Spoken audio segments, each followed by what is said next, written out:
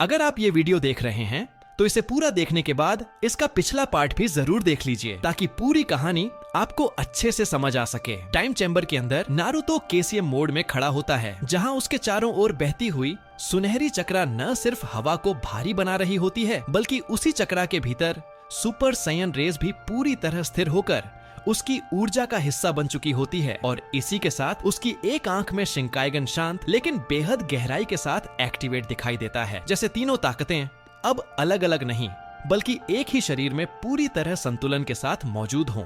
तीनों ताकतें एक साथ एक ही शरीर में पूरी तरह उसके नियंत्रण में। पूरा टाइम चैम्बर उसकी मौजूदगी को महसूस कर रहा होता है, जहाँ कोई आवाज नहीं है, लेकिन दबाव इतना गहरा है कि गोकू और वेजिटा भी बिना बोले उसकी ताकत को समझने लगते हैं। वेजिटा नारुतो को ध्यान से देखता है, उसकी आंखों में साफ तौर पर तुलना झलकती है और फिर वो धीमी लेकिन ठहरी हुई आवाज में कहता है कि इतनी ताकत हासिल करने के बाद भी अगर कोई उसे पूरी तरह काबू में रख पा रहा है तो ये हर किसी के बस की बात नहीं होती। गोकू शांति से आगे बढ़ते हुए कहता है कि अब नारुतो की ताकत सिर्फ तेज या खतरनाक नहीं लगती, बल्कि उसमें वो बैलेंस दिखाई दे रहा है जो असली लड़ाइयों में फर्क पैदा करता है। और अगर वो चाहे तो यहाँ रुककर अपनी ट्रेनिंग को और आगे बढ़ा सकता है, क्योंकि इस जगह की सबसे बड़ी खासियत यही है कि यहाँ बिताया गया हर लंबा वक्त बाहर की दुनिया में बहुत कम असर डालता है। नारुतो एक कदम आगे आता है, उसकी आवाज में न कोई लालच होता है और न ही घमंड, और वो साफ शब्दों में कहता है कि उसे और पावर नहीं चाहिए, क्योंकि उसके लिए ये ताकत पहले से ही काफी है।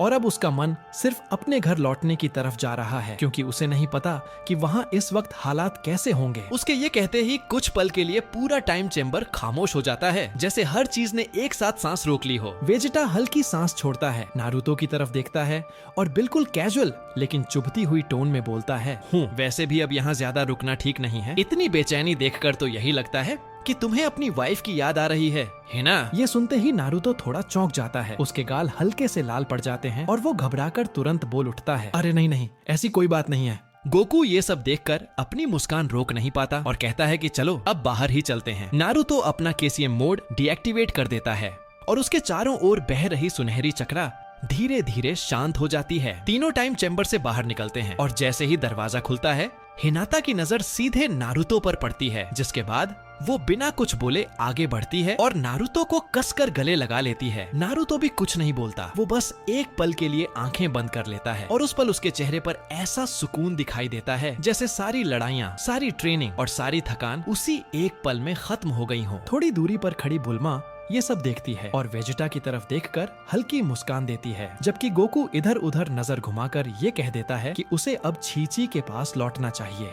बुल्मा हंसते हुए जवाब देती है कि पहले खाना तो खा लो, उसके बाद जहाँ जाना है चले जाना। कुछ देर बाद सब एक साथ बैठकर खाना खाते हैं और गोकू हमेशा की तरह खाने में सबसे ज्यादा खुश दिखाई देता है। खाना खत्म होने के बाद बुल्मा नारुतो की तरफ देखकर पूछती है कि अब वो वापस जाएगा कैसे, और फिर ये भी जोड़ती है कि इस बार शेनरॉन से विश मांगने का कोई रास्ता भी नहीं है। नारुतो बिना कुछ बोले शांति से आगे बढ़ता है, उसकी आंखों में कोई घबराहट नहीं होती और चेहरा पूरी तरह शांत रहता है। तभी उसके सामने स्पेस खुद ब खुद मुड़ने लगती है और धीरे धीरे एक पोर्टल बन जाता है। नारुतो रुकता है, हल्की मुस्कान के साथ पीछे मुड़ता है और उसी पल उसकी आंख में शिंकाइगन की गहराई साफ दिखाई देती है, जिसके बाद वो शांत आवाज में बताता है कि उसकी शिंकाइगन की एक एबिलिटी डायमेंशन ट्रैवल है, जिसकी मदद से वो किसी भी डायमेंशन या टाइमलाइन में जा सकता है। हिनाता एक कदम आगे बढ़कर सबकी तरफ देखती है और दिल से धन्यवाद कहती है कि अगर ये सब लोग साथ न होते तो वो यहाँ तक कभी नहीं पहुँच पाते। गोकू और बुल्मा हल्की मुस्कान देते हैं, जबकि वेजिटा कुछ नहीं बोलता, लेकिन उसकी आंखें साफ बता देती हैं कि वो सच में खुश था। फिर हिनाता नारुतो के पास आती है और धीरे से नारुतो का हाथ पकड़ लेती है। नारुतो उसकी तरफ देखकर हल्की मुस्कान देता है और बुल्मा ये कहते हुए विदा देती है कि अगर पोर्टल से जा सकते हो तो फिर से जरूर आना। नारुतो गोकू और वेजिटा की तरफ देखता है, दोनों सिर हिलाकर उसे विदा देते हैं और फिर नारुतो और हिनाता एक दूसरे की तरफ देखकर साथ साथ पोर्टल के अंदर चले जाते हैं, जिसके साथ ही ड्रैगन बॉल यूनिवर्स से जुड़ा हुआ वो पोर्टल भी धीरे धीरे बंद हो जाता है। जैसे ही पोर्टल पूरी तरह बंद होता है, उसी पल सीन बदल जाता है और अब हम कोनोहा के आउटस्कर्ट्स को देखते हैं, जहां चारों तरफ तबाही के निशान साफ दिखाई दे रहे होते हैं, क्योंकि गांव पर अभी अभी एक भयानक हमला हुआ होता है और इसी वजह से हिमावारी, चोचो और इनोजिन जंग के मैदान में मौजूद होते हैं। तीनों इस वक्त ममूशी नाम के एक खतरनाक दुश्मन से लड़ रहे होते हैं, जो कोई साधारण विलन नहीं बल्कि 10 टेल्स के एक हिस्से से पैदा हुआ एक गॉड ट्री होता है और जिसकी नजर अब सीधे कोनोहा पर टिकी होती है। इसी कारण उसने अपने सैकड़ों क्लोन्स गांव की तरफ भेज दिए होते हैं। हिमावारी अकेले ही 3 ममूशी क्लोन्स के सामने खड़ी होती है और उसके शरीर के चारों ओर कुरामा का चक्रा साफ तौर पर फैल रहा होता है, क्योंकि कुरामा उसके अंदर बेबी फॉर्म में रीबॉर्न हो चुका होता है। यहीं बहुत से लोगों के मन में एक सवाल उठ सकता है कि अगर नारुतो के अंदर कुरामा मौजूद है तो फिर कुरामा हिमावारी के अंदर कैसे आ सकता है? और इसका जवाब ये है कि असल में कुरामा का चक्रा हिमावारी के अंदर पहले से ही मौजूद था, जो समय के साथ साथ वहीं से रिबॉर्न हुआ। लेकिन ये कुरामा ओरिजिनल नहीं बल्कि उसका रिबॉर्न फॉर्म था। नारुतो के अंदर जो कुरामा मौजूद है वो शेनरॉन की विश से रिवाइव हुआ ओरिजिनल कुरामा है। ठीक उसी तरह जैसे कभी इंड्रा और अशूरा का चक्रा पहले मदारा और हशीरामा में दिखाई दिया था और बाद में नारुतो और सस्के तक आगे बढ़ा। इसी कुरामा चक्रा की वजह से हिमावारी अकेले ममूशी के क्लोन्स का सामना कर पा रही होती है। लेकिन तभी अचानक सारे ममूशी क्लोन्स एक साथ हमला कर देते हैं और पूरा इलाका चक्रा के टकराव से कांप उठता है। जमीन हिलने लगती है और चारों तरफ धूल और ऊर्जा फैल जाती है। दूर से शिकादाई और चोचो चिल्लाते हैं, हिमावारी संभल कर। हिमावारी एक पल के लिए आंखें बंद कर लेती है और उसी पल एक जोरदार धमाका पूरे मैदान में गूंज उठता है। जब धुआं धीरे धीरे हटता है तो हम देखते हैं कि सारे ममूशी क्लोन्स जमीन पर गिरे पड़े होते हैं और उनके बीच खड़ा होता है नारुतो। नारुतो अपने केसीएम फॉर्म में होता है।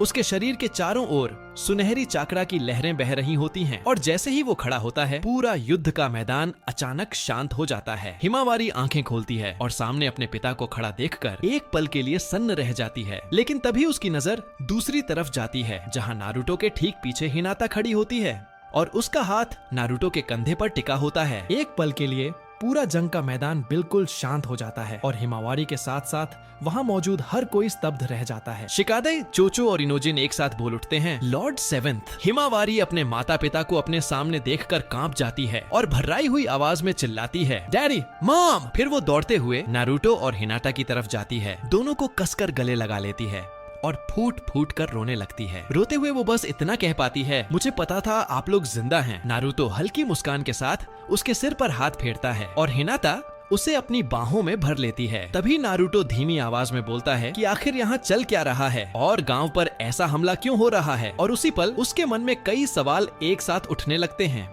उसकी नजर बैटलफील्ड पर घूमती है और तभी उसका शरीर एक पल के लिए सख्त हो जाता है। नारुतो हिमावारी की तरफ देखता है और उसके अंदर से निकलती हुई चक्रा उसे साफ महसूस होती है। कुरामा की चक्रा? नारुतो समझ नहीं पा रहा था कुरामा की चक्रा यहाँ कैसे हो सकती है। नारुतो की आंखें चौड़ी हो जाती हैं और वो पूरी तरह शॉक में चला जाता है। तभी सीन शिफ्ट होता है बोरुतो की तरफ। बोरुतो गांव से थोड़ी दूरी पर खड़ा होता है। उसके पैरों के नीचे ममूशी के 5 क्लोन्स जमीन पर गिरे होते हैं। लड़ाई खत्म हो चुकी होती है लेकिन हवा में चक्रा की गर्मी अब भी साफ महसूस हो रही होती है। बोरुतो गहरी सांस लेता है, उसका कारमा अभी भी एक्टिव होता है। तभी उसका शरीर एक पल के लिए सख्त हो जाता है। उसके इनर माइंड में एक ठंडी आवाज गूंजती है, तो आखिरकार वो लौट आया। बोरुतो तुरंत पहचान लेता है कि ये आवाज मोमोशिकी की है। वो हैरानी से पूछता है, तुम किसकी बात कर रहे हो? मोमोशिकी हंसते हुए जवाब देता है, क्या तुम्हें महसूस नहीं हुआ? कितनी शर्म की बात है। उस बोरुतो एक पल के लिए रुक जाता है और बिना कुछ कहे आंखें बंद कर लेता है। वो आसपास के एरिया को सेंस करने लगता है लेकिन अचानक एक जगह पर आकर पूरी तरह ठहर जाता है। उसकी आंखें चौड़ी हो जाती हैं और सांस हल्की सी अटक जाती है। वो हकलाती हुई आवाज में बोलता है, क्या ये डैड है? उसी पल मोमोशिकी उसे देखते हुए हल्की सी कोल्ड स्माइल करता है। बोरुतो तुरंत खुद को संभालता है और सिर हिलाकर बोलता है, नहीं, ऐसा नहीं हो सकता। कुछ सेकंड तक वो वहीं खड़ा रहता है जैसे दिमाग और दिल आपस में लड़ रहे हों। फिर वो पक्के फैसले के साथ बोलता है, अगर ये सच है तो मैं खुद जाकर देखूंगा। अगले ही पल बिना एक सेकंड गवाए वो फ्लाइंग राइजन एक्टिवेट करता है और सीधा कोनोहा में पहुंच जाता है। वहां उसकी नजर थोड़ी दूरी पर खड़े नारुतो और हिनाटा पर पड़ती है और वो अपनी आंखों पर यकीन नहीं कर पाता। फिर वो अपने बगल में खड़े कावाकी को देखता है जिसके चेहरे से साफ पता चल रहा होता है कि वो कितना घबराया और उलझन में है, क्योंकि वो भी समझ नहीं पा रहा होता कि नारुतो यहाँ कैसे लौट आया। बोरुतो भारी आवाज में कावाकी से पूछता है, क्या ये तुम्हारा किया हुआ है? कावाकी कुछ बोल नहीं पाता, बस घबराया हुआ खड़ा रहता है। उसके मुंह से शब्द ही नहीं निकल रहे होते। हिमावारी नारुतो के पास खड़ी होती है। अब बोरुतो पास आता है और नारुतो और हिनाटा के सामने आकर खड़ा हो जाता है। नारुतो कुछ समझ पाता उससे पहले ही बोरुतो जोर से दोनों को गले लगा लेता है और उसकी आंखों से आंसू जमीन पर गिरने लगते हैं। रोते हुए बोरुतो कहता है, मुझे पता था आप लोग एक न एक दिन जरूर लौटेंगे। 3 सालों से दबा हुआ उसका पुराना दर्द बाहर आने लगता है। उसका अकेलापन और बेबसी उसकी आवाज में साफ झलकती है। वो आगे कहता है, मैं इतने दिनों से बस इसी उम्मीद में जिंदा था कि आप एक दिन वापस आएंगे। नारुतो हल्की दर्द भरी मुस्कान देता है और बोलता है, काफी बड़े हो गए हो। हिनाता उसे शांत करते हुए कहती है, हमें पता था बेटा, तुम कभी हार नहीं मानोगे। उस पल पूरा उजुमाकी परिवार फिर से एक साथ खड़ा होता है। थोड़ी दूरी पर कवाकी ये सब चुपचाप देख रहा होता है और उसके दिल में शर्मिंदगी और डर एक साथ उभरने लगते हैं। उसके हाथ हल्के हल्के कांपने लगते हैं और वो समझ नहीं पाता कि अब नारुतो के सामने किस मुंह से जाए। उसी पल अचानक नारुतो उसके सामने खड़ा हो जाता है और उसकी 2 उंगलियां अपने माथे पर रखी होती हैं। ये गोकू का इंस्टेंट ट्रांसमिशन होता है। कवाकी चौंक कर 2 कदम पीछे हट जाता है। नारुतो उसे ठंडी नजर से देखता है और उसके अंदर की शक्ति कवाकी को साफ महसूस हो रही होती है। उसकी मुट्ठियां और ज्यादा कस जाती हैं। नजरें अब भी जमीन से नहीं उठ पाती। कांपती हुई लेकिन दबाई हुई आवाज में वो बोलता है, मैं बस आपको सही सलामत देखना चाहता था लॉर्ड सेवेंथ। उसके शब्दों में सफाई नहीं होती, सिर्फ पछतावा और डर होता है। इस बात का डर कि सामने खड़ा इंसान अब उसे किस नजर से देख रहा है। कुछ पल के लिए पूरा माहौल बिल्कुल शांत हो जाता है। कोई कुछ नहीं बोलता। नारुतो शांत लेकिन भारी आवाज में बोलता है, सच बोलूं तो मुझे पहली बार तुम पर गुस्सा आ रहा है। नारुतो आगे बोलता है, आखिर तुम इतना बड़ा और ना समझ वाला फैसला कैसे कर सकते हो? तुम मेरे लिए बोरुटो को मारने चले गए, तुम्हारा खुद का भाई को। नारुतो गहरी आवाज में बोलता है, अगर तुम अब तक बोरुटो को मार चुके होते तो कवाकी, मैं तुम्हें कभी माफ नहीं कर पाता। वो आगे शांत लेकिन भारी शब्दों में कहता है, अब जरा गांव को देखो, क्योंकि ये तबाही तुम्हारी उसी गलती की कीमत है। नारुतो की आवाज शांत रहती है लेकिन उसके हर शब्द में ऐसा वजन होता है कि पूरा माहौल दब सा जाता है। कावाकी सिर झुका लेता है और बहुत धीमी आवाज में बोलता है, मुझे माफ कर दीजिए लॉर्ड सेवेंथ। उस वक्त मुझे यही सही लगा। कुछ पलों के लिए चारों तरफ पूरी तरह खामोशी छा जाती है। फिर नारुतो के चेहरे पर हल्की सी मुस्कान आती है, जैसे उसने कोई फैसला कर लिया हो। नारुतो बोलता है, लेकिन ये भी सच है कि तुमने ये सब हमारे लिए किया, लोगों की रक्षा के लिए और इस गांव के लिए। इसके बाद नारुतो का लहजा थोड़ा सख्त हो जाता है और वो साफ शब्दों में कहता है, लेकिन याद रखना कवाकी, अगली बार ऐसी गलती को माफी नहीं मिलेगी। इतना कहकर नारुतो हल्की सी हंसी देता है, एक कदम आगे बढ़ता है और कवाकी को गले लगा लेता है। वो बहुत धीमी आवाज में कहता है, और ये मत भूलना तुम भी मेरे एक बेटे हो। ये सुनते ही कवाकी की आंखें चौड़ी हो जाती हैं। उसके दिमाग में सिर्फ एक ही बात घूमती रहती है कि इतनी बड़ी गलती के बावजूद नारुतो ने उसे हंसते हुए माफ कर दिया। उसी पल कवाकी के दिल में नारुतो के लिए सम्मान और भी गहरा हो जाता है। तभी पीछे से एक गंभीर आवाज आती है, नारुतो तुम इतने दिनों से आखिर थे कहाँ? ये आवाज शिकामारू की होती है। नारुतो मुड़कर देखता है और सामने शिकामारू को गंभीर चेहरे के साथ खड़ा पाता है। शिकामारू की आंखों में राहत भी होती है और सवाल भी। शिकामारू आगे बोलता है, पूरे गांव ने तुम्हें मरा हुआ मान लिया था, तुम इतने दिनों से कहाँ थे? नारुतो बोलता है, बहुत लंबी कहानी है शिकामारू। वो आगे कहता है, लेकिन मुझे पहले ये जानना है गांव में ये सब क्या चल रहा है और सस्के इस वक्त यहाँ क्यों नहीं है? तभी बोरुटो आगे आता है और नारुतो की तरफ देखते हुए बोलना शुरू करता है। बोरुटो भारी आवाज में बोलता है, डैड आपके गांव से जाने के बाद सब कुछ बदल गया। वो आगे बताता है,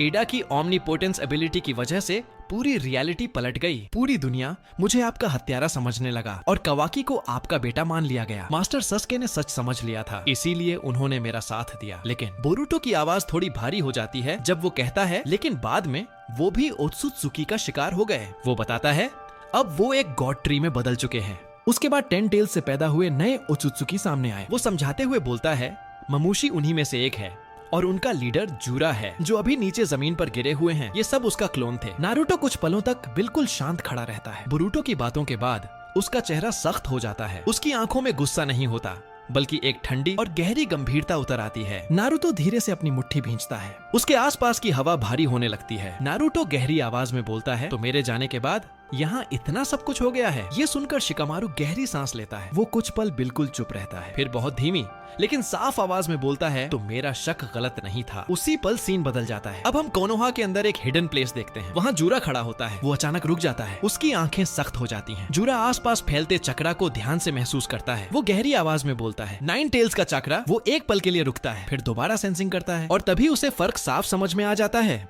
जूरा शांत लेकिन निश्चित स्वर में बोलता है, ये एक नहीं है, 2 अलग 9 टेल्स चक्रा सिग्नेचर्स हैं। वो आगे साफ शब्दों में कहता है, एक तो उस लड़की से आ रहा है जो पहले से इस दुनिया में मौजूद था और दूसरा अचानक प्रकट हुआ है बहुत भारी, बहुत स्थिर। जूरा के होंठों पर हल्की सी ठंडी मुस्कान आ जाती है। वो धीमी आवाज में बोलता है, कहीं ये चक्रा नारुतो उजुमाकी का तो नहीं। फिर जूरा आखिरी बात कहता है, तो आखिरकार वो लौट आया। नारुतो उजुमाकी, हम बहुत जल्द मिलेंगे। दोस्तों, वीडियो यहीं तक थी। जूरा को अब नारुतो की वापसी का एहसास हो चुका है। अब अगली वीडियो में देखेंगे क्या नारुतो इन ओत्सुत्सुकियों को रोक पाएगा। अगर आपको ये वीडियो पसंद आई हो तो एक लाइक जरूर कर देना और कमेंट में ये भी बताना क्या नारुतो को कावाकी को माफ करना चाहिए था या नहीं। मिलते हैं अगली वीडियो में।